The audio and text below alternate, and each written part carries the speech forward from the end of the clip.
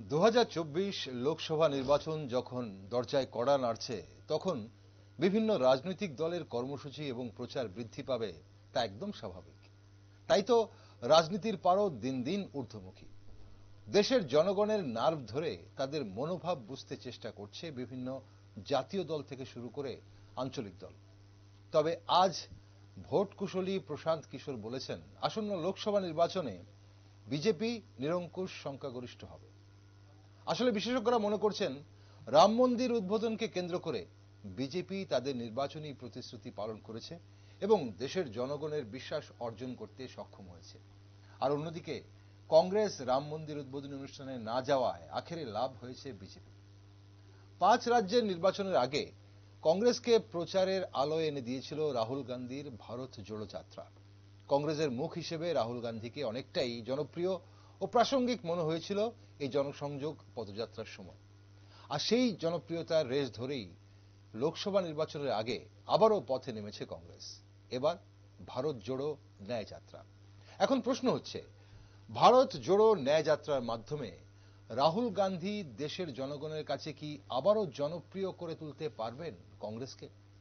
বিশেষজ্ঞরা মনে করছেন, নীতিশ কুমারের আবার সঙ্গী বদলে সংকটের মুখে পড়বে ইন্ডিয়া জোট। আর ঠিক এমন সময় কংগ্রেসের ভারত জোড়ো ন্যায় যাত্রা বিহারে পৌঁছে গেছে। কেমন সাড়া পাচ্ছে বিহারে?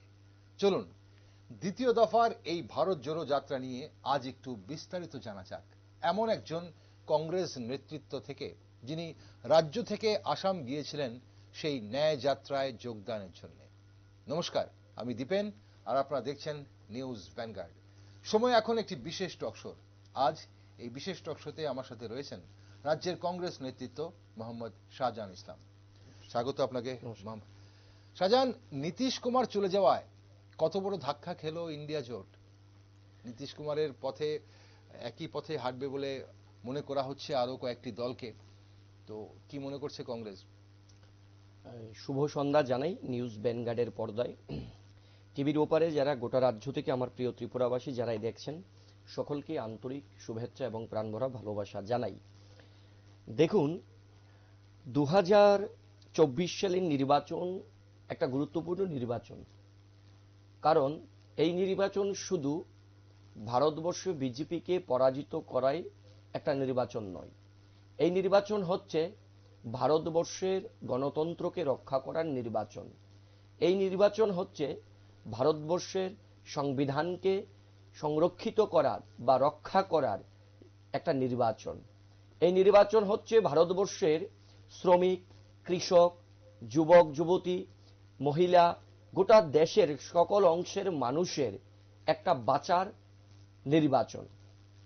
2014 সালে ভারতবর্ষে বিজেপি ক্ষমতায় আসার আগে যেই কথাগুলো নরেন্দ্র মোদী বা বিজেপি এই দেশের মানুষকে দিয়েছিল, তার ধারে কাছে বিজেপি দল যেতে পারেনি বা বিজেপি সরকার বা নরেন্দ্র মোদী সরকার যেতে পারেনি। আমরা দেখলাম এই 2014 সালে সংখ্যাগরিষ্ঠতা পেয়েছে নরেন্দ্র মোদীর সরকার। যদি আমরা লক্ষ্য করি, রাজীব গান্ধীর পর ভারতবর্ষে কোনো সরকার বা কোনো প্রধানমন্ত্রী নিজে সংখ্যাগরিষ্ঠতা পেয়ে একটি সরকার ক্ষমতায় এসেছেন।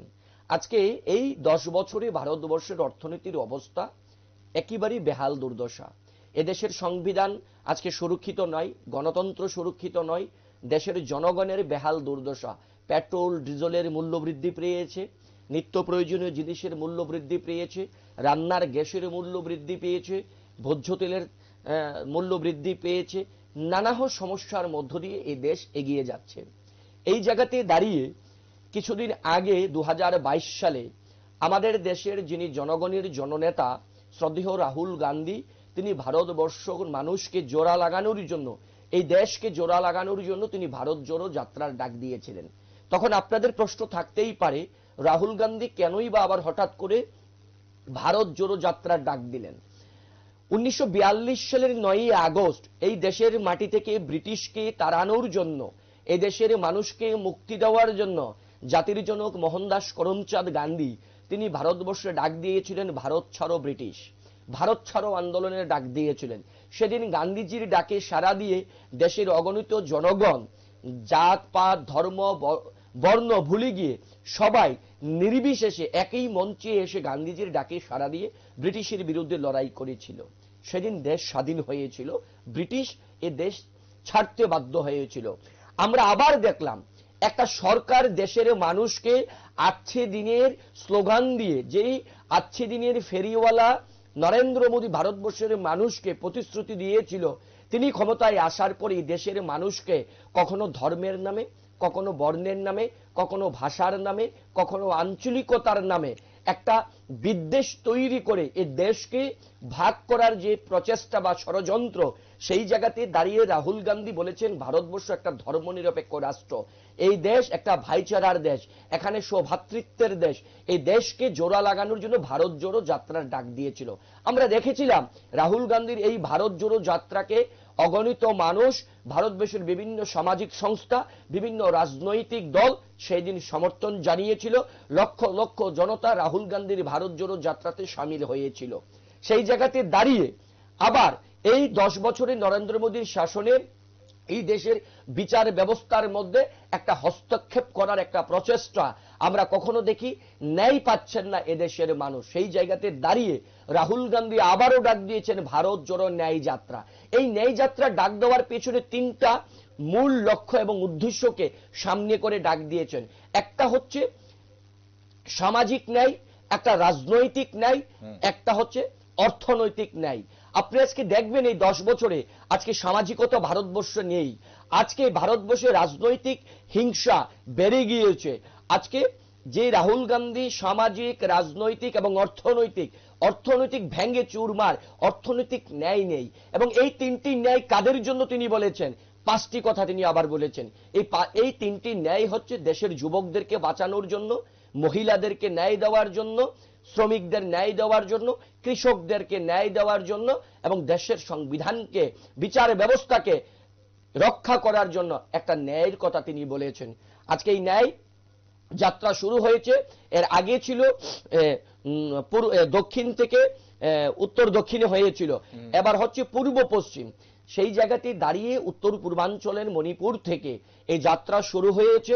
তা শেষ হবে মহারাষ্ট্রের বোম্বেতে গিয়ে, মানে মুম্বাইতে গিয়ে, যেখানে আরএসএস এর হেডকোয়ার্টার, সেখানে তিনি শেষ করবেন। এই যাত্রাতে তিনি ন্যায়ের ডাক দিয়েছেন।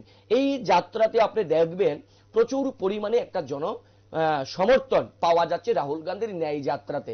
আজকেও তিনি বলেছেন যে ন্যায় কাহাক মিলনে তাক, অর্থাৎ আপনার ন্যায়, এই ন্যায় শুধু ভারতবর্ষে যারা কংগ্রেস করেন বা আমি কংগ্রেস করি, এই ন্যায়টা শুধু কংগ্রেসীদের জন্য নয়, এই ন্যায় এই ভারতবর্ষের সকল অংশের মানুষের জন্য, সমস্ত রাজনৈতিক দলের মানুষের জন্য। এই ন্যায় হচ্ছে সমাজের সকল শ্রেণীর, সকল ধর্মের, বর্ণের, ভাষার, অঞ্চলের মানুষের জন্য। সেই জায়গাতে দাঁড়িয়ে আমরা গত 21 তারিখ রাহুল গান্ধীর ভারত জোড়ো ন্যায় যাত্রায় আমরা আসাম প্রদেশের গুয়াহাটিতে আমরা অংশগ্রহণ করেছিলেন। ঠিক, আমি আসবো, আপনার সেই বিষয়টাতে আসবো, ভারতের জোড়ো ন্যায় যাত্রার বিষয়টাতেও আসবো। কিন্তু আমার যেটা প্রথম প্রশ্ন ছিল, আপনি প্রশ্নটা এড়িয়ে গেছেন খুব সুন্দরভাবে। যেটা হচ্ছে জানার ছিল, যেটা আপনাদের ভারত জোড়ো ন্যায় যাত্রা জানার আগে এই মুহূর্তে যে ভারতবর্ষের সবচেয়ে চর্চিত বিষয় যেটা রাজনীতির অঙ্গনে, সেটা হচ্ছে নীতিশ কুমারের চলে যাওয়াটা। এখন কথা হচ্ছে যে নীতিশ কুমারের চলে যাওয়াটা কত বড় ধাক্কা খেলো, আমি আবারও রিপিট করছি আপনার কাছে। আমি আপনাকে এই ব্যাপারে বলবো, ইন্ডিয়া জোটে এবং পাশাপাশি আপনি যে ন্যায় যাত্রার কথা বলছেন, পাশাপাশি একটু জুড়ে দিই, আপনি যেহেতু ন্যায় যাত্রা শুরুতেই আপনি বললেন ভারত জোড়ো যাত্রা করেছেন, পূর্ব থেকে উত্তর থেকে দক্ষিণ এবং এখন পূর্ব থেকে পশ্চিম ভারত জোড়ো ন্যায় যাত্রা করছেন রাহুল গান্ধী। ভারত জোড়োই বা কেন, ভারত কি ভেঙেছিল? 1 নম্বর প্রশ্ন আমার। 2 নম্বর, এই যে ন্যায় যাত্রা বলছেন আপনি, সামাজিক, রাজনৈতিক এবং অর্থনৈতিক ন্যায় যেটা আপনাদের উদ্দেশ্য এই যাত্রা করা, এবং যুবক, মহিলা, শ্রমিক, কৃষি এবং সংবিধানকে রক্ষা করার জন্য এই ন্যায় যাত্রা। এখন কথা হচ্ছে এই ন্যায় যাত্রা কিভাবে পাবেন আপনারা, সেটা দেশের জনগণকে জানতে হবে। আমি প্রথমেই আপনাকে বলবো, নীতিশ কুমার বিহারের মুখ্যমন্ত্রী, তিনি ভারতবর্ষে বা গোটা পৃথিবীর মধ্যে তিনি একটা ইতিহাস রচিত করেছেন যে বারবার তিনি স্থান পরিবর্তন করেন। কেউ রাজনৈতিকভাবে দল পরিবর্তন করেন, আর তিনি নিজের দলে থেকে কখনো এনডিএ জোটে, কখনো ইউপিএ জোটে, কখনো মহাজোটে, কখনো ইন্ডিয়া জোটে। উনাকে তো 2015 সালে যদি আপনি লক্ষ্য করেন, তিনি কংগ্রেস এবং আরজেডির সঙ্গে তিনি প্রথমবারের মতো মানে বিজেপি অর্থাৎ এনডিএ জোট থেকে বেরিয়ে এসে তিনি বিজেপির বিরুদ্ধে বা নরেন্দ্র মোদীর বিরুদ্ধে, প্রধানমন্ত্রীর বিরুদ্ধে তিনি অভিযোগ করে তিনি বেরিয়ে এসেছিলেন। সেখানে তিনি সরকারও করেছেন, সেখানে মুখ্যমন্ত্রী হয়েছেন। আমরা দেখলাম 2017 সালে তিনি আবার এই মহাজোট থেকে, বিহারের মহাজোট থেকে তিনি বেরিয়ে যান। সেই জায়গাতে দাঁড়িয়ে তিনি আবার 2019 সালে লোকসভার নির্বাচন বিজেপির সঙ্গে বা এনডিএর সঙ্গে তিনি একসঙ্গে হয়ে তিনি লড়াই করেন।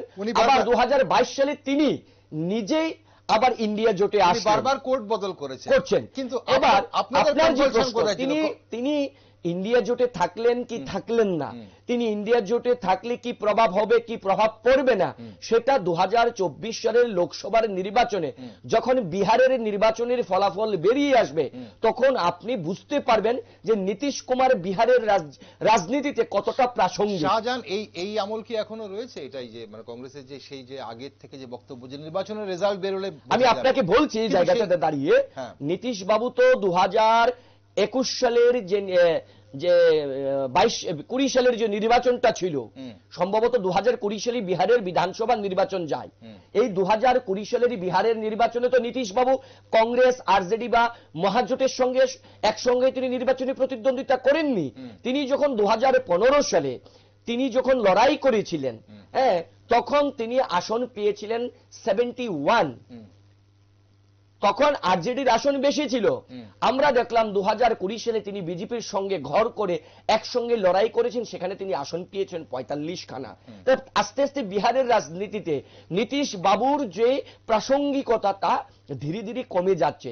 সেই জায়গাতে দাঁড়িয়ে রাহুল গান্ধী, এখন আপনি আমার প্রশ্ন করবেন যে কেন ইন্ডিয়া জোটে ওনাকে নেওয়া হলো না, তাহলে নীতিশ বাবুর প্রাসঙ্গিকতা কমে গেল কি শুধু একদিনের জন্য? মানে না, মানে একদিন আগেও কি প্রাসঙ্গিকতা ছিল? আমি আপনাকে আরেকটু পেছনে যেতে হবে। আমি আপনাকে বলছি 2010 সালে তো নীতিশ বাবু বিজেপির সঙ্গে লড়াই করেছিল, একসঙ্গে হয়ে বিজেপির সঙ্গে, তখন উনি 115টা আসন পেয়েছিল। 2015 সালে তিনি মহাজোটে আসলেন 71টা আসন। 2020 সালে তিনি আবার বিজেপির সঙ্গে গিয়ে লড়াই করলেন 45টা আসন।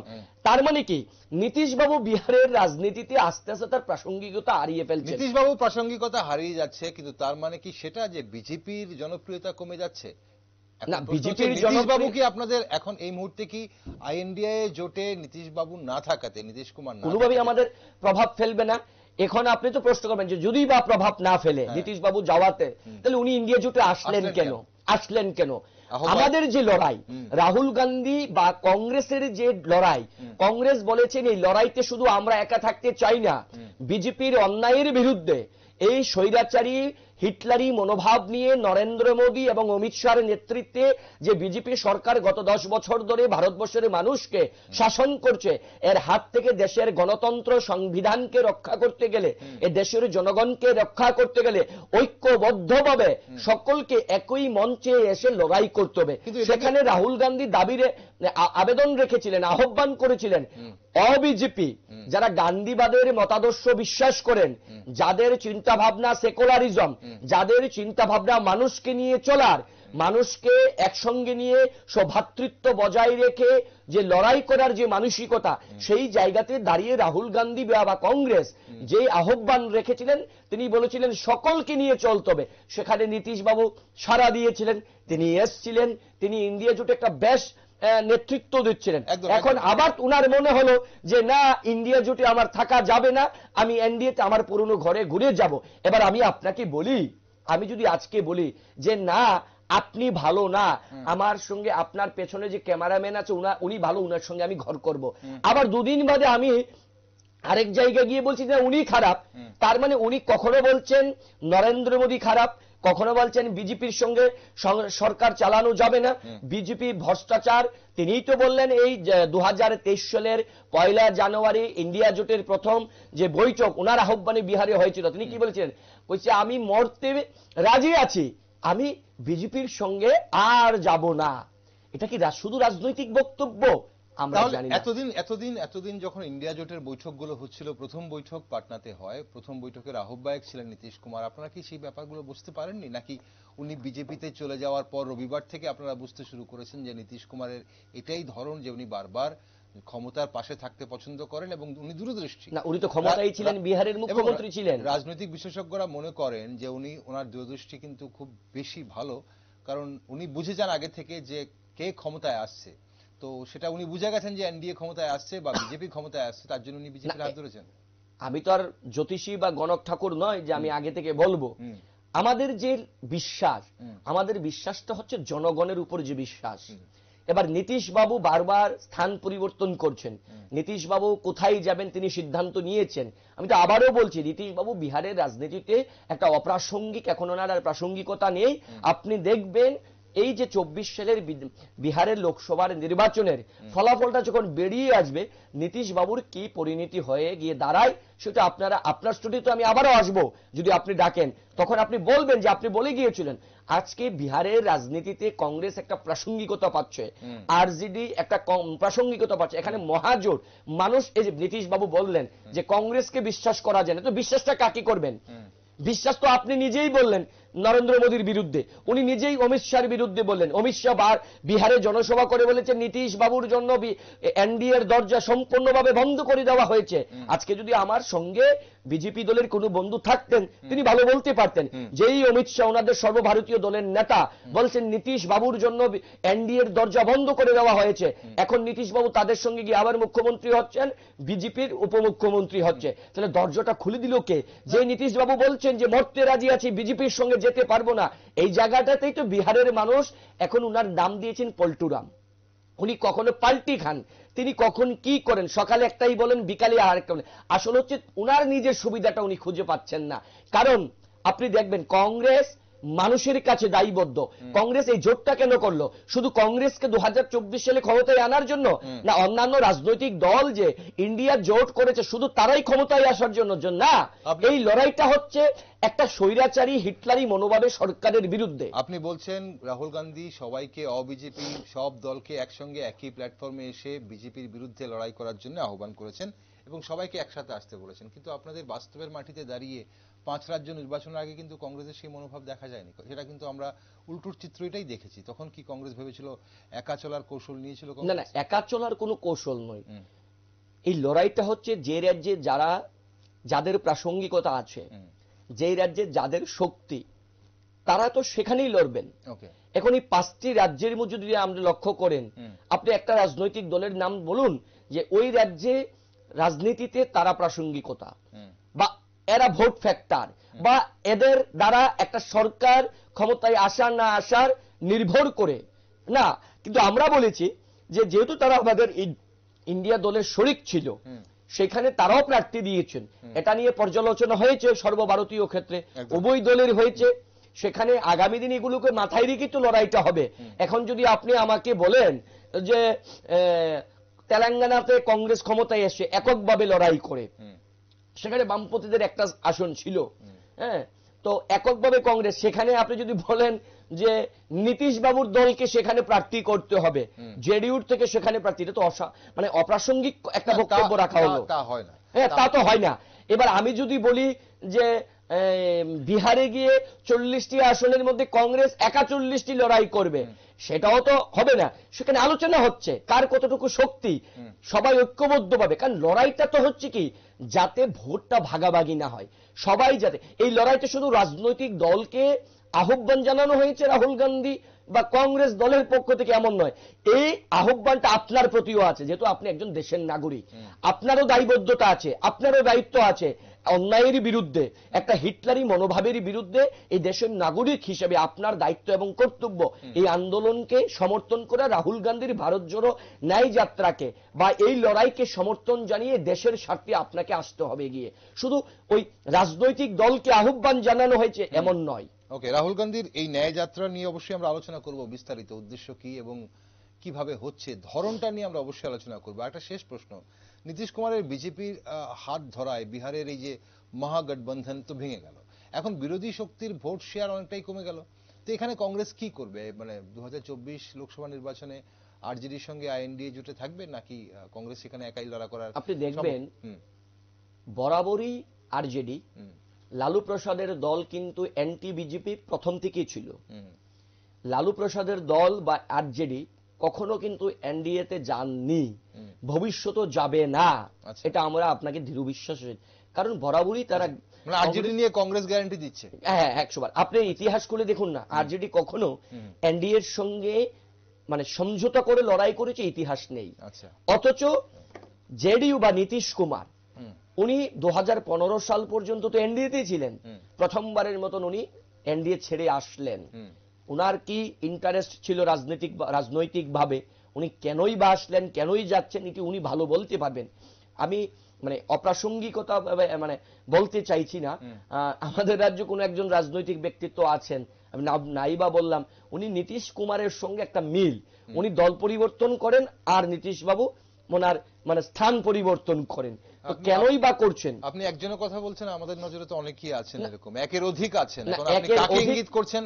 বারবার দল পাল্টানোর কথাটা যখন আপনি বলছেন, এরকম তো একের অধিক আছেন না। এখন একের অধিক যদি থাকে, আপনি যদি রাজনৈতিকভাবে দল পরিবর্তন করে জনগণের সেবা দিতে পারেন, মানুষের কাছে দায়বদ্ধ হয়ে যদি লড়াই করতে পারেন, তাহলে আমি আপনাকে ওয়েলকাম জানাবো, আপনাকে মোস্ট ওয়েলকাম করবো, সাধুবাদ জানাবো। কিন্তু ব্যক্তি ইন্টারেস্টে যখনই আপনি স্থান পরিবর্তন করবেন, দল পরিবর্তন করবেন, আপনাকে মানুষ ছুরি ফেলে দেবে। এটা বিহারও মিলিয়ে নেবেন নীতিশ বাবুর অবস্থা কোন জায়গায় গিয়ে দাঁড়াবে। আপনারা শুধু দেখুন না, আর নীতিশ বাবুর কে নিয়ে এত চিন্তা করা আমাদের কিছু নেই। অন্যান্য রাজনৈতিক, আপনি সমাজবাদী পার্টির বক্তব্য দেখুন না, কি বলেছেন তিনি, অখিলেশ যাদব কি বলেছেন? অখিলেশ যাদব বলেছেন যে ইন্ডিয়া জোটে প্রভাব ফেলবে না। মমতা ব্যানার্জি বলে দিয়েছেন ইন্ডিয়া জোটে উনি যাওয়াতে কোনো প্রভাব ফেলবে না, আরো মজবুত হয়েছে। তার মানে কি, নীতিশ বাবু শুধু ক্ষমতা চাই। উনি ওইখানটাই কংগ্রেসের আরজেডির সঙ্গে সমঝোতা করে মুখ্যমন্ত্রী হয়েছেন, সব থেকে কম আসন। অন্যান্য দল কংগ্রেস যদি ছেড়ে দেয়, আরজেডি থেকে তো উনার আসন, নীতিশ কুমারের ক্ষমতা চাই, অন্যান্যদের কি? আবার ইন্ডিয়া জোটেও উনাকে মুখ্য হতে হবে। তো ইন্ডিয়া জোটে মুখ্য হতে হবে, তো শুধু নীতিশ বাবু চাইলে হবে না। এখানে অন্যান্য রাজনৈতিক দলের আলোচনার পরই একজন নেতৃত্ব ঠিক হয়, সেখানে তো আলোচনা হচ্ছে। আমরা বারবার কি বলছি, এটা একটা ডেমোক্রেটিক অ্যালায়েন্স।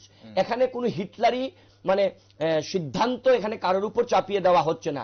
আপনি ইন্ডিয়া জোটে যারাই আজকে আছে, যদি নীতিশ বাবু এখন রিসেন্ট চলে গিয়েছেন, তাছাড়া আপনি দেখুন না, এই ইন্ডিয়া জোটে যারাই আছেন, পশ্চিমবাংলা থেকে তৃণমূল কংগ্রেস আছে, উত্তরপ্রদেশ থেকে সমাজবাদী পার্টি আছে, তামিলনাড়ু থেকে ডিএমকে আছে, আছে তো এই মুহূর্তে 27টি দল আছে। 27টি দলের মধ্যে তারা ভারতবর্ষের কোন না কোন রাজ্যের রাজনীতিতে তারা প্রধান হিসেবে থাকেন। এখন কেউ মুখ্যমন্ত্রী আছেন, কেউ প্রধান বিরোধী দলের কাজ করছেন, ভূমিকা পালন করছেন। তারা কখনো সরকারে ছিলেন, তারা কখনো সরকারে ছিলেন না, এমনই তো হইতে পারে। কিন্তু এনডিএ জোটে দেখুন, যারাই ক্ষমতায় আছে তাদের কোনো অস্তিত্ব খুঁজে পাওয়া যাচ্ছে না। তারা ভারতবর্ষের কোন রাজ্যের রাজনীতিতে তেমন প্রাসঙ্গিকতা রাখে না। এখানে ওইখানে হিটলারি একটা শাসন ব্যবস্থা চলে। আমাদের লড়াইটা কেন গণতন্ত্রের পক্ষে, সংবিধানের পক্ষে, দেশের মানুষের পক্ষে। তাই এখানে বিভিন্ন রাজনৈতিক দল এসে বিভিন্ন ভাবে এখানে আলোচনা হচ্ছে। এত কিছু আইএনডিএ জোটের পক্ষে, এত কিছু এনডিএ জোটের বিপক্ষে, তারপরেও নীতিশ কুমার চলে গেলেন এনডিএ জোটে। তাহলে কি আমরা ধরে নেব যে নীতিশ কুমারের রাজনৈতিক বিচক্ষণ মানে কমে গেছে, বা ওটা শূন্যর কোটায় দাঁড়িয়ে গেছে? চলুন, সেই বিষয় নিয়ে আমরা অনেকটা আলোচনা করেছি নীতিশ কুমারকে নিয়ে।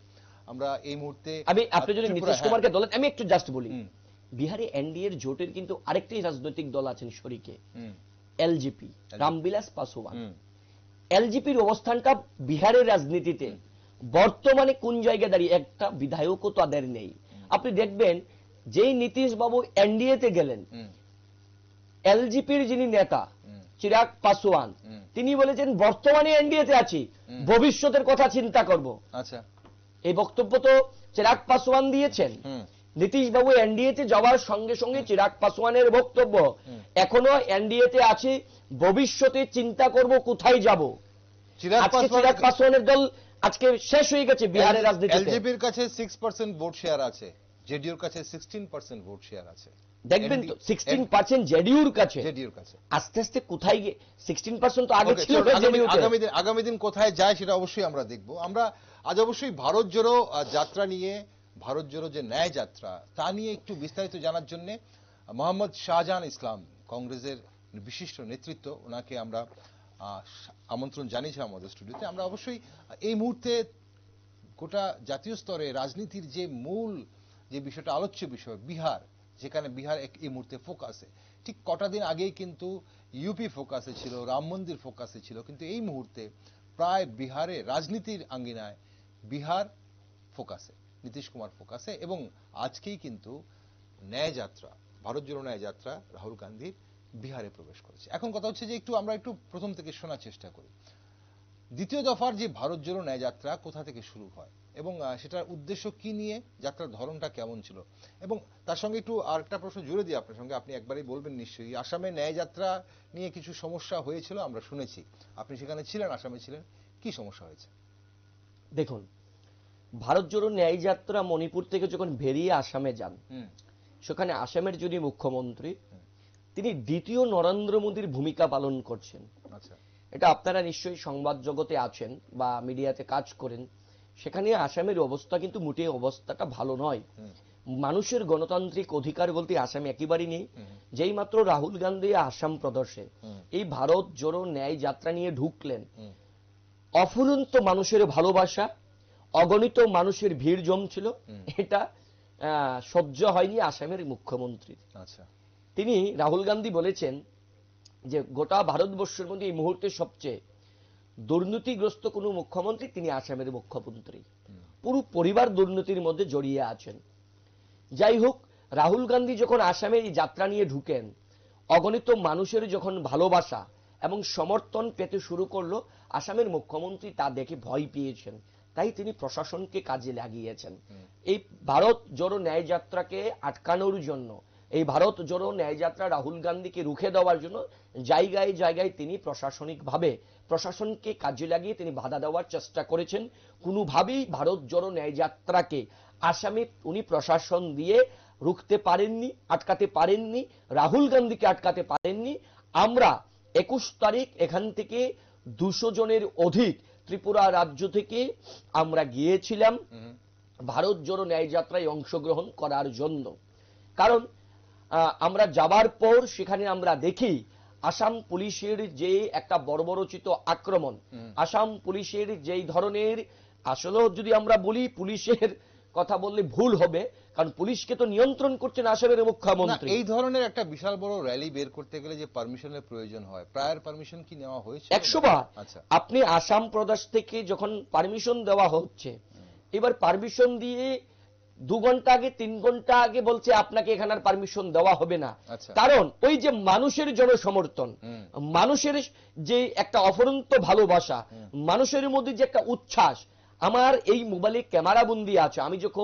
আমরা যখন ত্রিপুরার লোক, যখন আমরা এই আসাম প্রদেশের গুয়াহাটিতে যখন আমরা যাই খানাপাড়া রোডে, সেখানে যখন আমরা দাঁড়িয়েছিলাম রাহুল গান্ধীর ভারত জোড়ো ন্যায় যাত্রাকে সমর্থন জানানোর জন্য, হাজার হাজার লোক আমরা দেখলাম। এই রাস্তা দিয়ে যখন বড় বড় ট্রাক গাড়িতে করে, লরিতে করে যখন ড্রাইভাররা যাচ্ছিল, তারা গাড়ি থেকে বলছে ভারত জোড়ো জিন্দাবাদ, রাহুল গান্ধী জিন্দাবাদ, বলছে আমাকে একটা ঝান্ডা দেন। উনারা এটা নিয়ে যাচ্ছেন। এটা তো আসামের সরকার বা হিমন্ত বিশ্ব শর্মা ভয় পেয়েছেন, কারণ তিনি বুঝতে পেরেছেন রাহুল গান্ধী তো, শুনুন, আমার আপনার সৌভাগ্য হয়নি বা আমারও দেখার সৌভাগ্য হয়নি জাতির জনক মোহনদাস করমচাঁদ গান্ধীকে দেখার। আমি বারবার বলি, টিভির ওপারে যারা শুনছেন তাদের উদ্দেশ্যে বলছি, 21 শতাব্দীর কোন গান্ধীর নাম রাহুল গান্ধী, যিনি ভালোবাসার ফেরিওয়ালা, যিনি মহব্বতের ফেরিওয়ালা। তিনি কি বলেছেন যে নফরত কি বাজারে মে মোহব্বত কি দোকান হামকো খুলনা হে।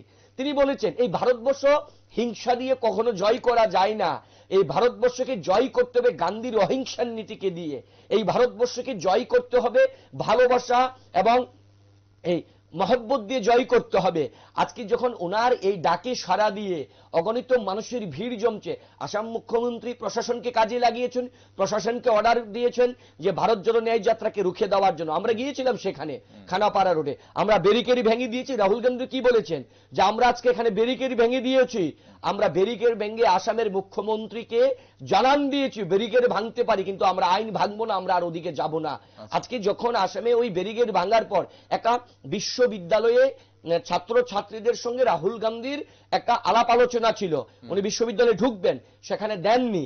আমরা কি দেখলাম, সেই বিশ্ববিদ্যালয়ের ছাত্র ছাত্রী রাস্তায় বেরিয়ে আসলেন, এসে রাহুল গান্ধীকে নিয়ে স্লোগান দিচ্ছেন, এবং রাহুল গান্ধী রাস্তায় তাদের সঙ্গে দেখা করলেন, রাহুল গান্ধী রাস্তায় মা বোনদের সঙ্গে দেখা করলেন, রাহুল গান্ধী রাস্তায় লরির চালকের সঙ্গে কথা বললেন, শ্রমিকদের সঙ্গে কথা বলছেন, যুবকদের সঙ্গে। ইন্টারেস্টিং ব্যাপার, আরেকটা আমি বলে গিয়েছি, রাহুল গান্ধীর ভারত জোড়ো ন্যায় যাত্রা যাচ্ছিল আসামের একটা অঞ্চল দিয়ে, তার হাফ কিলোমিটার দূরে আসামের মুখ্যমন্ত্রীর একটা জনসভা চলছিল। আচ্ছা, আমরা দেখলাম এই ন্যায় যাত্রা যখন রাহুল গান্ধী যাচ্ছিল, সেই আসামের মুখ্যমন্ত্রী হিমন্ত বিশ্ব শর্মার সেই র্যালি থেকে হাজার হাজার মহিলারা, মা বোনরা, মায়েরা, বোনেরা বেরিয়ে রাহুল গান্ধীর ভারত জোড়ো ন্যায় যাত্রায় ঢুকে পড়লেন এবং রাহুল গান্ধীকে বলছেন যে আমরা আপনার পাশে আছি, আমরা আপনাকে সমর্থন করি, আমরা তো এখানে প্রেসারে পড়ি, আমাদেরকে প্রেসার দিয়ে এখানে এসেছেন, আমরা আপনার সঙ্গে আছি।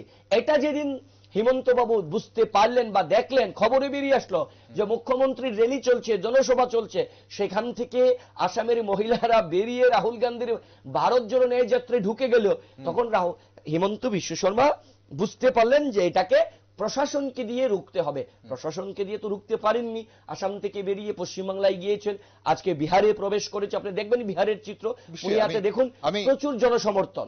আপনি খুব ছোট্ট করে পশ্চিমবঙ্গ এড়িয়ে গেলেন, পশ্চিমবঙ্গে অবশ্যই কথা আসবে, কিন্তু ত্রিপুরা থেকে আপনারা কতজন এই যাত্রায় যোগ দিয়েছিলেন? আমরা কার নেতৃত্বে আপনারা গেছিলেন? আমরা গিয়েছিলাম দলের প্রদেশ সভাপতি আশিস কুমার সাহা এবং যিনি আমাদের সর্বভারতীয় কংগ্রেস ওয়ার্কিং কমিটির স্থায়ী আমন্ত্রিত সদস্য বিধায়ক সুদীপ রায় বর্মন, উনাদের নেতৃত্বে ত্রিপুরা রাজ্য থেকে আমরা ট্রেনে করে আমরা 200 জনের অধিক একটা প্রতিনিধি যাই, আর বিমানে আরো 20-25 জন যান। টোটাল আমরা 230 থেকে 40 জনের একটা প্রতিনিধি, বিভিন্ন নেতৃত্ব, যারা ছাত্র, যুব, মহিলা, যারা নেতৃত্ব দিচ্ছেন, আমরা সেখানে রাহুল গান্ধীর এই ভারত জোড়ো ন্যায় যাত্রায় আমরা দেখা করি, আমরা ওনার সঙ্গে কথাও বলি। এবং আমাদের যে দাবি ছিল দলের পক্ষ থেকে, যেহেতু উত্তর পূর্বাঞ্চল থেকে ভারত জোড়ো ন্যায় যাত্রা শুরু হয়েছে, সেখানে অনেক প্রতিকূলতা থাকে প্রশাসনিক ভাবে, যে রাস্তা তৈরি হয়, রোড ম্যাপটা, সেখানে উত্তর পূর্বাঞ্চল থেকে 3টি রাজ্য সংযোগ হতে পারেনি।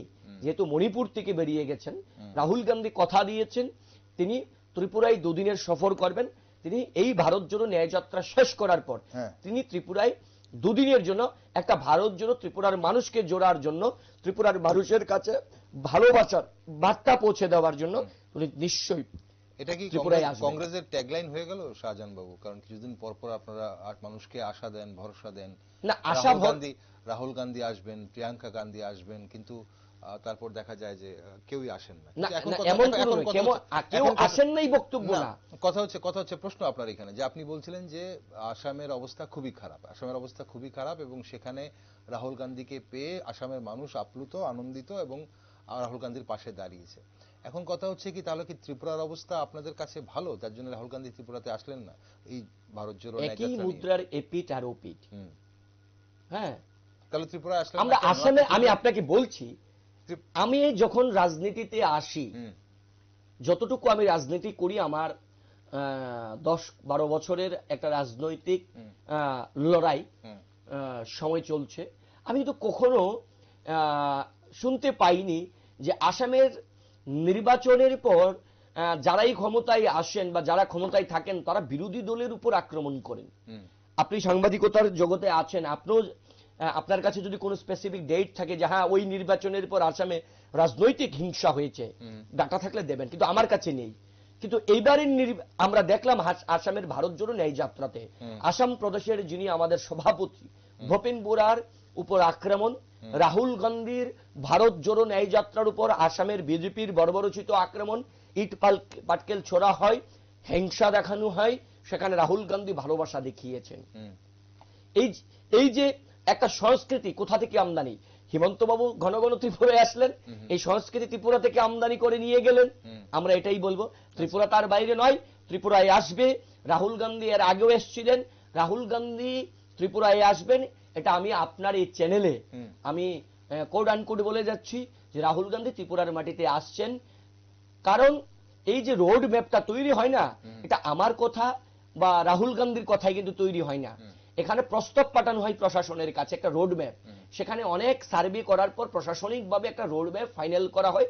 তারপরে দেখবেন আসামে অনেক জায়গাতে প্রশাসন পারমিশন দেওয়ার পরও রোড ম্যাপ বাতিল করে দেওয়া হচ্ছে যে আপনি এই রোডে যেতে পারবেন না, এই রাস্তায় যেতে পারবেন না, আপনাকে এখান দিয়ে ঢুকতে দেওয়া হবে না, এখানে আপনার পারমিশন থাকার পর র্যালির এরকম হয়, আমরা জানি সেগুলো। কিন্তু এখন কথা হচ্ছে আপনি বলছেন রাহুল গান্ধীর ত্রিপুরায় আসার কথা, আসবে, নিশ্চয়ই আসবে, নিশ্চয়ই আসবে, কিন্তু এখন আপনি হাতে এখানে বলে গেলেন, কিছুক্ষণ পর হয়তো আমরা আবার সামাজিক মাধ্যমে দেখবো আপনাদেরই কেউ হয়তো বলছেন যে না, এটা না দলীয়ভাবে এই ধরনের। শুনুন, কারা ফেসবুকে কি লেখলো সামাজিক মাধ্যমে, যাদের দলের সঙ্গে কোনো কাজ নেই বা দলের সঙ্গে যাদের কোনো সম্পর্ক নেই, তাদেরকে আপনি কিন্তু দলীয়, আপনার স্টুডিওতে আপনার সঙ্গে আমি আছি, আপনার স্টুডিওতে আরো অন্যান্য কর্মকর্তা আছে যারা কেউ পিসিআর এ কাজ করছেন, ক্যামেরার ওই পারে কেউ কাজ করছেন, কেউ স্ক্রিপ্ট লেখছেন, তার তো কাজ আছে। এখন আপনার এই হলের বাইরে গিয়ে যদি রাস্তায় কেউ কেউ চিৎকার করে যে না নিউজ ভ্যানগার্ডে এটা ঠিক হয়নি, নিউজ ভ্যানগার্ডে ওটাও হয়নি, আপনি কিন্তু তাকে গণ্য করবেন না। দলের নির্দেশে দল চলছে, তারা সর্বভারতীয় নেতৃত্ব, নেতা যখন সিদ্ধান্ত নেবেন কখন কোন রাজ্যে যাবেন সেটা তাদের। এর আগে যখন দেখেছেন আপনার রাহুল গান্ধী মিজোরাম যান, মিজোরাম যাওয়ার সময় যে ত্রিপুরার সফরের কোনো প্রয়োজন নেই, উনি তো ডাইরেক্ট মিজোরাম আসতে পারেন, ত্রিপুরায় কেন আসলেন? নেতৃত্বদের সঙ্গে একটু যাওয়ার সময়, যেহেতু মিজোরাম পাশের রাজ্য, ভাবলেন যে ত্রিপুরা হয়ে মিজোরাম যাবেন, নেতৃত্বদের সঙ্গে কথা বলবো, নেতৃত্বদের সঙ্গে কথা বলে গিয়েছেন এয়ারপোর্টে, বেশ দুবার কথা বলে গিয়েছেন। অনেকে অভিযোগ করছেন আমাদের রাজ্যে এলেন না কারণ এখানে আসন কম বলে, বা না এই ধরনের কোনো মানসিকতা নিয়ে ভালো নয়, তার জন্য এখানে আমি আপনাকে আবারও বলবো, ত্রিপুরা রাজ্যের ইতিহাসে, রাজনৈতিক ইতিহাসে আমাদের রাজ্যের থেকে কংগ্রেসের শচীনবাবু মুখ্যমন্ত্রী হয়েছেন, সুকুমার সেনগুপ্ত মুখ্যমন্ত্রী হয়েছেন, সুধীর রঞ্জন মজুমদার মুখ্যমন্ত্রী হয়েছেন, সমীর রঞ্জন বর্মন মুখ্যমন্ত্রী হয়েছেন, এছাড়াও অগণিত কংগ্রেসের অন্যান্য বড় বড় নেতৃত্বরা ছিল। আপনি কি কখনো জেনেছেন কংগ্রেসের সর্বভারতীয় কংগ্রেসের ওয়ার্কিং কমিটির স্থায়ী আমন্ত্রিত সদস্য হতে? এই ৭৫ বছরের কংগ্রেসের ইতিহাসে হয়নি। স্বাধীনতার আগে ছেড়ে দিলাম, স্বাধীনতার পর এই ৭৫ বছরের কংগ্রেসের সর্বভারতীয় ওয়ার্কিং কমিটির যে একটা নির্ধারিত কমিটি হয় স্থায়ী, সেখানে তো কংগ্রেসের ত্রিপুরা থেকে কেউ স্থান পাননি, এইবারই প্রথমবার। কংগ্রেসের ভালো সময় ত্রিপুরাকে মনে রাখিনি কেউ, তাহলে কংগ্রেসের, আপনি বলবেন কংগ্রেসের দুর্দিনে ত্রিপুরা থেকে মনে করছে না, এটা আপনার বক্তব্য হতে পারে। আমি কি বললাম, কংগ্রেসকে যদি মনে না করতো তাহলে আমি এই মুখ্যমন্ত্রীদের নাম কেন বললাম? উনারাও তো নেতৃত্ব দিয়েছেন, এখন কংগ্রেস আরো গুরুত্ব দিয়েছেন। আচ্ছা, যদি গুরুত্ব না দিত তাহলে তো উনাকে নেওয়া হতো না। উনাকে আজকে যখন কংগ্রেসের ওয়ার্কিং কমিটির বৈঠক বসে, সেখানে 40-42 জনের একটা প্রতিনিধি, মানে যারা আগামী দিনে কংগ্রেস পার্টির নীতি নির্ধারণ করবেন, তার মধ্যে আমার ত্রিপুরা রাজ্য থেকে বিধায়ক সুদীপ রায় বর্মনকে নেওয়া হয়েছে। কংগ্রেস বরাবরই ত্রিপুরাকে গুরুত্ব দিয়েছে। 1952 সালে পণ্ডিত নেহরু ত্রিপুরায় এসেছিলেন এই রাজ্যের জনজাতিদের উন্নয়নের স্বার্থে, ভারতবর্ষে প্রথম। আজকে যেটা অটোনোমাস ডিস্ট্রিক্ট কাউন্সিল, সেটা 1952 সালে পণ্ডিত নেহরু ত্রিপুরায় এসে তিনি টিডি ব্লক, ট্রাইবেল ডেভেলপমেন্ট ব্লক ঘোষণা করেছেন, ভারতবর্ষে প্রথম। এই ভারতবর্ষে প্রথম রেগার কাজ কখন কোন রাজ্যে দেওয়া হয়েছে? ত্রিপুরা রাজ্যে। কংগ্রেস তো কখনো ত্রিপুরাকে ছোট করে দেখিনি। আপনি ত্রিপুরা থেকে এই ওএনজিসির প্রজেক্ট দেওয়া হয়েছে, এগুলি কি কংগ্রেসের শাসনে হয়নি? ডুম্বুরের প্রজেক্ট হয়েছে, পালাটালা বিদ্যুৎ প্রকল্প হয়েছে, আজকে জুট মিল, এগুলো কাদের শাসনকালে? কংগ্রেস। কংগ্রেস যদি ত্রিপুরাকে নাই মানত, গুরুত্ব না দিত, এগুলো করতো না। কেন্দ্রীয় নেতৃত্ব কতটা গুরুত্ব দিচ্ছে ত্রিপুরাকে তা অবশ্যই ত্রিপুরাবাসী আগামী দিনে দেখবে, রাজ্যবাসী আগামী দিনে দেখবে। কিন্তু এই মুহূর্তে যেটা পশ্চিমবঙ্গে আমরা দেখলাম, পশ্চিমবঙ্গে যেহেতু ইন্ডিয়া জোটের একটি শরিক দল সেখানে শাসনে রয়েছে, পশ্চিমবঙ্গে এমনটা হলো কেন? পশ্চিমবঙ্গে কেন ভারত জোড়ো যাত্রা প্রবেশ করার মুখেই সেখানে কিন্তু মমতা ব্যানার্জি বললেন যে উনি জানেন না ভারত জোড়ো যাত্রার সম্পর্কে এবং ওনাকে কিছু জানানো হয়নি, সেটা কেন? আমি আবার আমার রাজ্যের যারা টিভির ওপারে গোটা রাজ্যের যারাই দেখছেন, আমি তাদের অবগতির জন্য বলবো, ভারত জোড়ো ন্যায় যাত্রাটা কিন্তু ইন্ডিয়া জোটের কর্মসূচি নয়। এই ভারত জোড়ো ন্যায় যাত্রাটা হচ্ছে কংগ্রেস দলের একটা কর্মসূচি, এবং এই কর্মসূচি রাহুল গান্ধী নিজেই করছেন।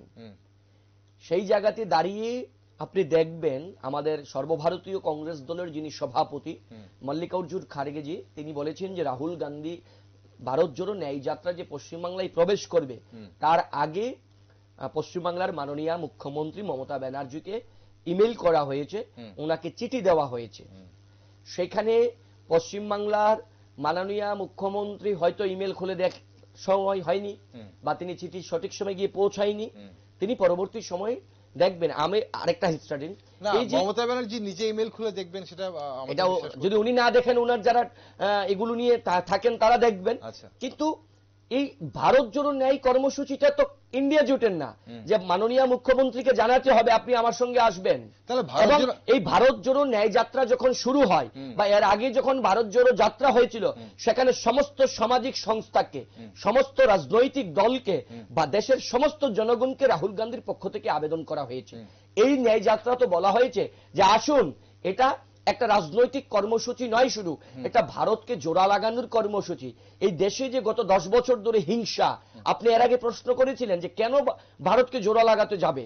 এই ভারতকে যে আমার পার্শ্ববর্তী রাজ্য মণিপুর ধাউ ধাউ করে জ্বলছে, আজকে নরেন্দ্র মোদী শাসনকালে এই দেশ, এই রাজ্যটাকে দেখলেন না আপনি, ধর্মের নামে ভাগ করার একটা প্রয়াস আমাদের রাজ্য হয়েছে। আমরা সরে যাচ্ছি। আপনি বললেন ভারত জোড়ো ন্যায়যাত্রা সম্পর্কে মমতা ব্যানার্জির জোটের, এটা ইন্ডিয়া জোটের কর্মসূচি নয়, এটা কংগ্রেসের কর্মসূচি। মমতা ব্যানার্জি ইমেল খুলে দেখেননি। তাহলে কি ভারত জোড়ো ন্যায়যাত্রা কি এত ছোট্ট একটা কর্মসূচি যে যার রাজ্যে প্রবেশ করছে সে রাজ্যের মুখ্যমন্ত্রী জানেনই না, বা ওনার রাজ্যে প্রবেশ করছে? আপনাকে আবারও বলি, পশ্চিমবঙ্গে রাহুল গান্ধীর ভারত জোড়ো ন্যায়যাত্রা কংগ্রেস ও তৃণমূলের, আপনি হয়তো ভুলে গেছেন, আমি একটু মিস্টেক করেছি। আমরা যখন আসামে যাই ভারত জোড়ো ন্যায় যাত্রায়, যে ফুটেজগুলো আমার কাছে আছে, হঠাৎ আমরা দেখলাম আসাম প্রদেশের হাতে গোনা যারাই তৃণমূল কংগ্রেস করেন তাদের কিছু প্রতিনিধি নেতৃত্ব, তারা ফ্ল্যাগ পোস্টার নিয়ে রাহুল গান্ধীর ভারত জোড়ো ন্যায় যাত্রায় অংশগ্রহণ করলেন। আচ্ছা, সেখানে হঠাৎ আবার দেখলাম আম আদমির আপের তারাও আসলেন, সেখানে বামপন্থীদের দল থেকেও আসলেন। তাদেরকে কি পার্সোনালি ইমেল করা হয়েছে যে আপনি আসুন আমাদের ভারত? ওই যে আবেদন, এই রাহুল গান্ধীর ভারত জোড়ো ন্যায় যাত্রা সবাইকে ধাক্কা দিয়েছে, সবার মনে একটা স্থান করে নিয়েছে, তারা সেখানে আসলেন। যেই মাত্র আসাম থেকে পশ্চিমবাংলায় ভারত জোড়ো ন্যায় যাত্রা ঢুকলো, আপনি দেখবেন সেইখানটাতে পশ্চিমবাংলার ওইখানকার তৃণমূলের যারা ছিলেন সমর্থক, তারা কিন্তু রাস্তায় দাঁড়িয়ে রাহুল গান্ধীকে স্বাগত জানিয়েছেন। আচ্ছা, রাহুল গান্ধীর পোস্টার নিয়ে দাঁড়িয়েছে। এখন মাননীয় মুখ্যমন্ত্রী বললেন, তৃণমূল সমর্থকরা ওখানে দাঁড়িয়েছেন বলে কি মমতা ব্যানার্জি বললেন যে আমি এটা সম্পর্কে জানি না? এটা তো আমরাও বলতে পারবো না উনি কি কারণে বললেন, কিন্তু উনাকে তো সমর্থন, উনি কি কারণে বলেছেন, উনি ইমেল দেখেছেন কিনা দেখেননি সেটা ওনার ব্যাপার। ইমেল এই বক্তব্য তো আমাদের নয়, সর্বভারতীয় কংগ্রেস দলের পক্ষ থেকে বলা হয়েছে, ওনাকে জানানো হয়েছে। একদম একদম জানানো হয়েছে। আমরা সেটাই বলছি যে উনি ইমেল দেখেছেন কি দেখেননি সেটা পরের ব্যাপার, কিন্তু আমরা যেটা দেখলাম, সাধারণ মানুষ যেটা দেখলো, সেটা আইএনডিআই ব্লকের কিন্তু দুটো শরিক দল, তাদের মধ্যে যে এই বোঝাপড়ার যে অভাবটা, সেটা কিন্তু মানুষ দেখলো। চলুন, সময় খুব বেশি নেই আমার হাতে।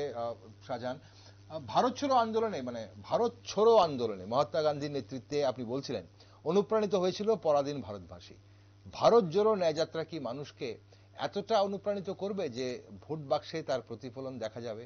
দেখুন, মিটিং মিছিল র্যালিতে তো মানুষ নেতৃত্বকে দেখতে আসে। আপনি যেভাবে বলছিলেন যে মানুষ পড়েছে, অনেক মানুষ উপচে পড়েছে, উপচে পড়া ভিড় রাহুল গান্ধীকে দেখা করতে এসছে বা সেখানে রাহুল গান্ধীর সঙ্গে স্লোগান দিচ্ছে, এটা মিটিং মিছিল র্যালিতে হয়। ভোট বাক্সে সেটার প্রতিফলন কতটা হবে? বিজেপির বিরুদ্ধে আপনাদের কাছে ইস্যুটা যেটা আছে, সেটা মানুষ কতটা মান্যতা দিচ্ছে বলে মনে হচ্ছে? না, আমি আপনাকে বলি, আমাদের এই ভারত জোড়ো ন্যায় যাত্রা শুধু রাজনৈতিক উদ্দেশ্য লাভালাভের জন্য নয়। এই ভারত জোড়ো ন্যায় যাত্রার প্রথমে আমি আপনাকে বলেছি, রাজনৈতিক, অর্থনৈতিক, সামাজিক ন্যায় দেওয়ার জন্য এই ন্যায় যাত্রা। রাহুল গান্ধী কি বলেছেন যে আমাকে কে ভোট দিল বা কে দিল না, তাতে আমি কোনো ধরনের আমি প্রতিক্রিয়া দেই না, বা আমার এই ভারত জোড়ো ন্যায় যাত্রা বা আমরা কংগ্রেস যারা করি বা আমাদের যে নীতি আদর্শ, আমরা রাজনীতিটা শুধু ক্ষমতা লাভালাভের জন্য রাজনীতি করি না। যদি ক্ষমতা লাভালাভের জন্য কংগ্রেস দল ভারতবর্ষে রাজনীতি করত, আর দেশের প্রধানমন্ত্রী নরেন্দ্র মোদী হতে পারত না। এটা আমি অন ক্যামেরাই বলে যাচ্ছি। আমাদের যে লড়াই মানুষের অধিকারের জন্য, স্বাধীনতার আগে এই কংগ্রেস দলের প্রতিষ্ঠা হয়েছিল, কংগ্রেস দলের জন্ম হয়েছিল এই দেশের মানুষের ন্যায়ের জন্য, এই দেশের মানুষের অধিকারের জন্য, এই দেশের গণতন্ত্রের জন্য, সংবিধানের জন্য। মানুষ যাতে স্বাধীনভাবে তার ব্যক্তিগত মতামত প্রকাশ করতে পারে, ব্রিটিশের অত্যাচারের হাত থেকে দেশের জনগণকে রক্ষা করার জন্য সেদিন কংগ্রেসের জন্ম হয়েছিল। সেদিন কংগ্রেস ভাবিনি যে আমরা স্বাধীনতার পরে দেশের মানুষকে শাসন করব। এই দেশের স্বাধীনতার পর কংগ্রেস যখন শাসনভার গ্রহণ করে, যতগুলো প্রকল্প, যতগুলো সিদ্ধান্ত নিয়েছে, প্রত্যেকটা সিদ্ধান্ত এবং প্রকল্প দেশের মানুষের কথাকে মাথায় রেখে নেওয়া হয়েছে। আজকে আমরা যদি এগুলো আমরা, আপনি বলুন গোটা দেশের মধ্যে, পণ্ডিত নেহেরু যখন 1947 সালে দেশের প্রধানমন্ত্রীর দায়িত্বভার গ্রহণ করেন, তখন দেশে কি ছিল? কিছুই ছিল না। এটা কেউ নিতে রাজি ছিল না তখন। উনি নিয়েছেন, সেই জায়গায় কোথায় নিয়ে দেশটাকে দাঁড় করিয়েছেন। ইসরোর মতন প্রতিষ্ঠা হয়েছে, আইআইএম হয়েছে, আইআইটি হয়েছে, এইমস এর মতন হাসপাতাল হয়েছে, আপনার রিজার্ভ ব্যাংক বানানো হয়েছে, বহু কিছু করা হয়েছে। আজকে কি না হয়েছে, এগুলো তৈরি করার পর, প্রতিষ্ঠা করার পর আমরা কি কখনো বলেছি যে আমরা এগুলো বানিয়েছি এর জন্য আমাদেরকে ভোট দিতে হবে?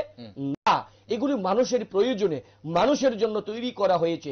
আমরা সবসময় মানুষের জন্য কাজ করি, মানুষের কথাকে মাথায় রেখে কংগ্রেসের নীতি আদর্শ চলা। তাহলে রাহুল গান্ধীর এই ন্যায় যাত্রা, তাহলে এই ন্যায় যাত্রাটা হচ্ছে, ভোট চাই না, ন্যায় যাত্রা চলবে। আমি আপনি যদি বলেন যে শুধু ন্যায় যাত্রাটা, আমি করে আসবে, কি করে মানুষ কি করে পাবে? সামাজিক, রাজনৈতিক, অর্থনৈতিক ন্যায়টা কিভাবে মানুষ পাবে? এটাই তো আমি আপনাকে বলছি। এই যে সামাজিক, রাজনৈতিক, অর্থনৈতিক যে আজকে নেই, এই পাঁচটি, এই তিনটি বা পাঁচটি মানুষের মধ্যে নেই, এগুলো পাওয়ার জন্যই তো বিজেপির বিরুদ্ধে ভোটটা দিতে হবে। শুধু কংগ্রেসকে ক্ষমতায় বসানোর জন্যই এই ভারত জোড়ো ন্যায় যাত্রা নেই। কংগ্রেস ক্ষমতায় আসলে আপনি রাজনৈতিক অধিকার পাবেন।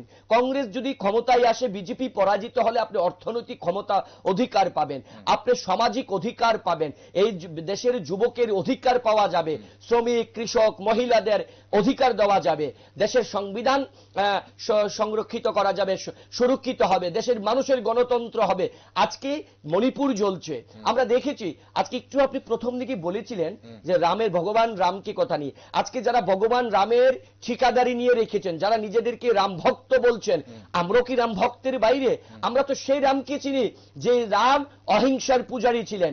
আমরা তো সেই রামকে চিনি যে রাম নিজেকে সততা এবং ক্ষমতা লোভী নয়, সততা প্রমাণ করার জন্য, স্বচ্ছ প্রমাণ করার জন্য নিজের সৎ ভাইকে তিনি ক্ষমতা দিয়ে তিনি বনবাসে গিয়েছিলেন। আর আজকে যারা রামের কথা বলছেন, রামের নামে ধ্বনি দিয়ে, স্লোগান দিয়ে মানুষের রক্ত জড়াচ্ছে, তারা রামকে কুলুষিত করছে। আমাদের লড়াইটা তো এই জায়গায়, রামের নাম নিয়ে রামকে কুলুষিত আমরা করতে দেব না।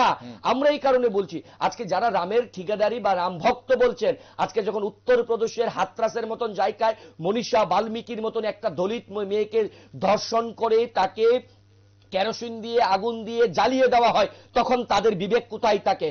যখন গৌরী লঙ্কেশের মতন সাংবাদিক হত্যা হয়, তখন তারা কোথায় থাকে? যখন মণিপুর যখন জ্বলছিল, মায়েরা বোনেরা ধর্ষিতা হচ্ছিল, বিজেপির মণিপুরের মুখ্যমন্ত্রী বলছেন এটা একটা ঘটনা, এই ধরনের মণিপুরে 100 ঘটনা আছে, তখন কি তাদের বিবেকে নাড়া দেয়নি? এই জন্যই এই যাতে ধর্ম নিয়ে মাতামাতি না হয়, ধর্ম নিয়ে যাতে রক্তপাত না হয়, ধর্ম নিয়ে যাতে খুন না হয়, ধর্ম নিয়ে যাতে রক্ত জড়ানো না হয়, ভাই ভাই রক্ত না যাতে জড়ানো হয়, রাহুল গান্ধী ভারত জোড়ো যাত্রার ডাক দিয়েছেন। রাহুল গান্ধী ভারত জোড়ো ন্যায় যাত্রার ডাক দিয়েছেন। আজকে ন্যায় যাত্রা কেন? এই যে মণিপুর ন্যায় পাচ্ছে না মণিপুরবাসী। আজকে আপনি দেখবেন কাশ্মীর ন্যায়টা কিভাবে পাবে? কংগ্রেস শাসনে বসলে পাবে নিশ্চয়ই। আজকে যদি ইন্ডিয়া জোট ক্ষমতায় আসে, মানুষের জন্য, আমরা বুঝেছি, দেশবাসী ন্যায় পাবে। আমরা বুঝেছি। অনুষ্ঠানের সময় ফুরিয়ে যাচ্ছে। আপনি যেটা বলছিলেন যে শুধুমাত্র ভোটের রাজনীতির জন্য না, ভোট বাক্সের রাজনীতির জন্য নয়, কিন্তু শেষ খাতায় প্রত্যক্ষভাবে, পরোক্ষভাবে, প্রত্যক্ষভাবে সে কিন্তু ভোট বাক্সই কিন্তু আসে আলটিমেটলি। চলুন একটা শেষ প্রশ্ন। আপনি যেটা রাম মন্দিরের কথা বলছিলেন, রাম মন্দির উদ্বোধনকে কেন্দ্র করে বিজেপি যে মাইলেজ পাচ্ছে, তাতে কি আইএনডিআই জোটের সঙ্গীরা হতাশ হয়ে পড়ছে বলে মনে হয়? কোনোভাবেই নয়। নীতিশ কুমারকে দেখে যতটা মনে হলো আমাদের, এবং কংগ্রেস কি না গিয়ে কোনো জায়গায় ভুল করলো বলে মনে হয়? গোটা দেশের মানুষের বা আপনার বা রাজ্যের মানুষের প্রশ্ন, রাম মন্দির উদ্বোধনে কেন কংগ্রেস নেতৃত্বরা যাননি? আমি আপনাকে প্রশ্ন করছি। মানুষ যখন প্রশ্ন করছে, তার মানে তার মধ্যে কিছুটা আছে, গভীরতা আছে। তাহলে আমার প্রশ্ন, এই ভারতবর্ষের সনাতন ধর্মের ধারক এবং বাহক, যাদের কথায় এই সনাতন ধর্মটা পরিচালিত হয়, আমরা জানি এই সনাতন ধর্মের প্রধানমন্ত্রী বা রাষ্ট্রপতি যাদেরকে বলা হয়, তিনি হচ্ছেন শঙ্করাচার্য। কেন 4 ধামের শঙ্করাচার্য যাননি? কেন তারা তার প্রতিবাদ করলেন? কেন তার বিরুদ্ধে বললেন? শঙ্করাচার্যকে কেন প্রশ্ন করা হচ্ছে না? আজকে আপনার স্টুডিওতে আমি যখন আসছি, আমার এই ক্যামেরার সামনে আমি যতটুকু জানি 3টি ক্যামেরা আছে, 2টো ক্যামেরা আমার দিকে, 1টি ক্যামেরা আপনার দিকে। কেন? যাতে টিভির পর্দায় আমাকে আপনাকে সঠিকভাবে দেখানো যায়। শুধু ক্যামেরা নয়, এই স্টুডিওটা সাজানোর জন্য যা যা পরিপূর্ণভাবে দরকার তাই তো আপনারা করেছেন। আজকে ভগবান রামের প্রাণ প্রতিষ্ঠা হবে, যিনি মর্যাদা পেয়েছেন, তিনি, এই বক্তব্য তো আমাদের নয়, শঙ্করাচার্যদের বক্তব্য যে মন্দির ইনকমপ্লিট, সেখানে ইনকমপ্লিট অবস্থায় ভগবান রামের প্রাণ প্রতিষ্ঠা করা যাবে না। এই বক্তব্য আমাদের দেশের সনাতন ধর্মের যারা ধারক এবং বাহক, যাদের কথাই সনাতন ধর্ম পরিচালিত হয়, তাহলে আমরা তো তাদেরকে অনুসরণ করব। আমি যদি বলি, আজকে যেহেতু আমাকে প্রশ্ন করেছেন, সৌভাগ্য আমার যে আমি সনাতন ধর্মকে শ্রদ্ধা করি, কিন্তু আমি সনাতন ধর্ম থেকে আসি না, আমি ইসলাম ধর্ম থেকে আসি। ইসলাম ধর্মটা আমার মতন শাহজাহানকে দিয়ে বিবেচনা করবেন না, কারণ ইসলাম ধর্ম আমার উপর বেশ করে চলে না। ইসলাম চলবে ইসলামের উপর প্রফেট মোহাম্মদকে দিয়ে। প্রফেট মোহাম্মদ ইসলাম ধর্মের যা বলে গিয়েছেন, তিনি হচ্ছেন ধারক এবং বাহক, এবং উনার উত্তরসূরি হিসেবে এই গোটা পৃথিবীর মধ্যে যতদিন পৃথিবী থাকবে ইসলাম ধর্মটা চলবে। এই ইসলাম ধর্মের যারা ধারক এবং বাহক, যারা হচ্ছেন মৌলানা বা যারা হুজুর বা মানে যারা, আমি বলছি আপনাকে ক্লিয়ার করে দিচ্ছি। আপনি সৌভাগ্যবান কোথায়, মানে আপনি আমি এই যে আজকে ভগবান রাম কি নিয়ে আমি বলতে পারছি, তার জন্য সৌভাগ্যবান। সনাতন ধর্ম না হওয়ার জন্য সৌভাগ্যবান না না না না না, আমি ভগবান রামকে নিয়ে বলতে পারছি, কারণ ভগবান রাম তো আমার কাছে রোল মডেল। আমি প্রথমেই বললাম যে ভগবান রাম আমার কাছে একটা সততার প্রতীক, কারণ ভগবান রাম, রামায়ণ যখন আমি পড়ি বা রামায়ণ পড়ার আমার সৌভাগ্য হয়েছে, আপনি দেখবেন সম্পূর্ণ রামায়ণে কোথাও ভগবান রাম রাগান্বিত ছিলেন না, মাত্র দুবার। যখন এই যে আপনি, আমি ভুলে গিয়েছি, কংগ্রেস রাগ করলো কেন? না, রাগ কোথায় করলো? না, সেখানে আমি তো বলছি, যেখানে আমার ধর্মের ধারক বাহকরা যদি বলে যে মসজিদ ইনকমপ্লিট, সেখানে প্রতিষ্ঠা করা যাবে না, সেখানে নামাজ পড়া যাবে না, আমার মতন শাহজাহানের সেখানে যাওয়াটা অনুচিত, কারণ তাদেরকে দেখেই তো আমাকে চলতে হবে। আজকে যারা সনাতন ধর্মের শঙ্করাচার্য ধারক এবং বাহক, সনাতন ধর্মকে তাদেরকে দিয়ে, কারণ এটা কেমন হয়েছে জানেন? আমি বলছি, যারা টিভির পর্দায় দেখছেন, শেষ করে দিচ্ছি, এই যে যারা সনাতন ধর্মের শঙ্করাচার্যদেরকে মান্যতা দেন না, সনাতন ধর্মের বাইরে গিয়ে, রীতির বাইরে গিয়ে যখন প্রাণ প্রতিষ্ঠা করলেন, এটা হচ্ছে আকবর যখন প্রথম অবস্থায় মুসলমান ছিলেন, ইসলাম ধর্ম ছিলেন, তিনি ক্ষমতা পাওয়ার পর তিনি নিজে একটা ধর্ম পরিচালনা করেছিলেন আকবর দ্বীন-ই ইলাহি নামে। তখন কিন্তু সেইটা কিন্তু ইসলামের পদ্ধতিতে চলে নাই, আকবর নিজে দ্বীন-ই ইলাহি প্রতিষ্ঠা করেছিলেন। তার মানে আকবর বলেছিলেন যে আমি ইসলামের রীতি মানি না, আমি আকবর দেশের বাদশাহ, ভারতবর্ষ শাসন করি, আমার কথাই একটা ধর্ম পরিচালনা হবে। আজকে যারা, যাদের শঙ্করাচার্যদের বক্তব্য অনুযায়ী শঙ্করাচার্যদেরকে আমরা মাথার তাজ মনে করি, তারাই, আপনি ভাবতে পারেন সেই পরাধীন ভারতের হাজার হাজার বছর আগে শঙ্করাচার্যরা এই ভারতবর্ষের চার কোনায় চারটা ধাম প্রতিষ্ঠা করলেন। দেশ পাকিস্তান হলো, বাংলাদেশ হলো, আরো আমাদের দেশের অনেক অংশ শ্রীলঙ্কা, অন্যান্য দেশে গেল, এই চারটি ধাম কিন্তু ভাগ হয়নি। তাদের দূরদর্শিতা কোথায় গিয়ে দাঁড়িয়েছিল? আজকে কি তাদেরকে আমরা গণ্য করব না? তাদেরকে মান্যতা দেব না? তাদের কথাই কি আমাদেরকে, যেহেতু তারা আমাদের থেকে বয়স বড়, তাদের কথাই সনাতন ধর্ম রীতিনীতি আমরা জানি, তাদেরকে আমরা সামনে রেখে চলতে হবে।